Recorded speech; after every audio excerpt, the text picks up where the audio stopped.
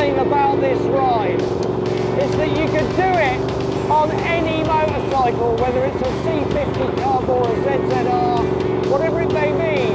You'll get the best out of you, your bike, and the emotions that come when riding a motorcycle.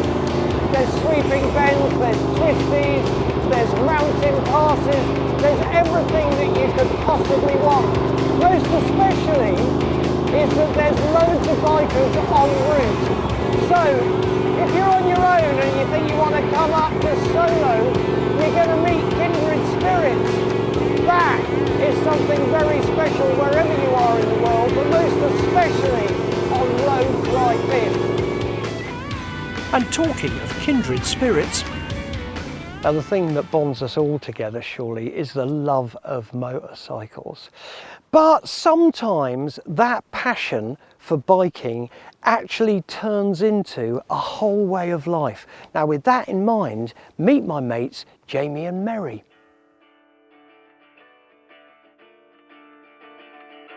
husband and wife team Mary Michal and Jamie Earson run 72 motorcycles, a small custom chop shop based in a barn near Brighton.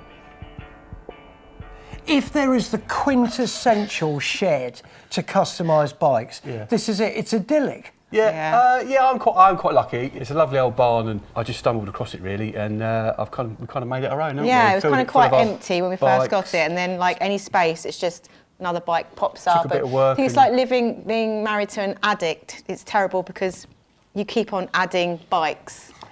Now Jamie's your archetypal, well-cool biker with perfect facial hair and a shed full of lovingly customised bikes. But the more unusual side of this power couple is Mary. Of the 1.5 million registered bikes in the UK, only 72,000 of them are owned by women, yet she's been a biker since her late teens. I was at college studying photography, and I had managed to persuade my dad somehow to buy me a Sportster. I think I was 19, and he bought me this Sportster, and I started riding it to college, doing my photography. And I started taking pictures, you know, people in the scene really. And then everyone was like, well, these pictures are so good, can we please have some? And then I was like, well, let's combine the bikes with the pictures. So again, it was kind of an organic thing where, yeah, it just evolved into the pictures with the bikes.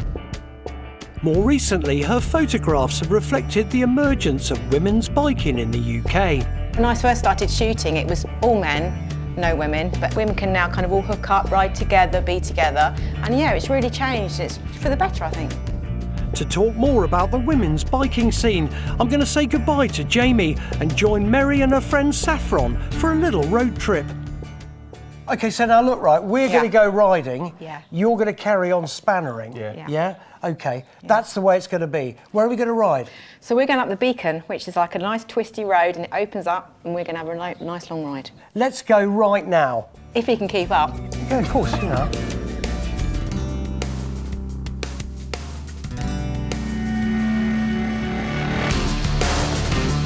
Mary and Saffron met on a photo shoot for Belstaff, but now they're best mates who ride together regularly with a posse of equally keen women bikers. Definitely is growing, and I think due to social media, telephones, all that now, you know, where back in the day we didn't have so much, so it was harder to meet other women that were like-minded that rode bikes, but now it's definitely changing. When I first met Jamie, we went out for a ride, and we were riding back Harleys from Lewis, and I rode one way, and a guy rode his bike the other way, and he looked back so hard he fell off his bike. Well, I was like, well, what can I say? Mary's current sled is a Suzuki 400. Saffron is on a GT 750, and clearly she can't afford any extras. We talk about sat-navs, right? We talk about iPhones and all that kind of stuff. And that is old school, isn't it? That's proper. Those are the directions from London town, right? That's proper lovely, man. I got as far as I could where I knew I could get to, and then from there, these are the rest of the directions sort of through round to Sussex. Neither of these bikes were specifically designed for women, but today manufacturers are starting to target the female market. Back when I started riding, I think I had a choice of about 3 or 4 different bikes I could ride because I'm not particularly tall. Being a woman, I couldn't get my feet near the floor. Whereas now, there's so many options available. There's so many bikes I can now ride. There's so much choice, whereas I didn't have that choice before. Hey, look, I read some statistics somewhere that some therapists or whatever in America have done something on female riders, and 69% are actually more happier because they ride a motorcycle.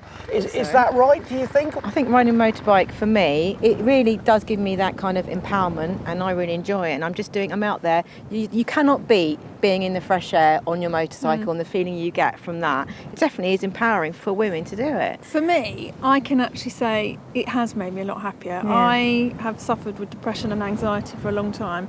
Riding a motorbike for me has been amazing therapy. My life has changed dramatically since riding a motorbike. Oh, I agree. I think it's about everyone just getting on, doing it, having fun doing it and enjoying it. And, why should there be separation and stuff? But it's really nice to see women out doing it and being more empowered, definitely. No, there shouldn't be anything that holds us back. Exactly. Why should there be?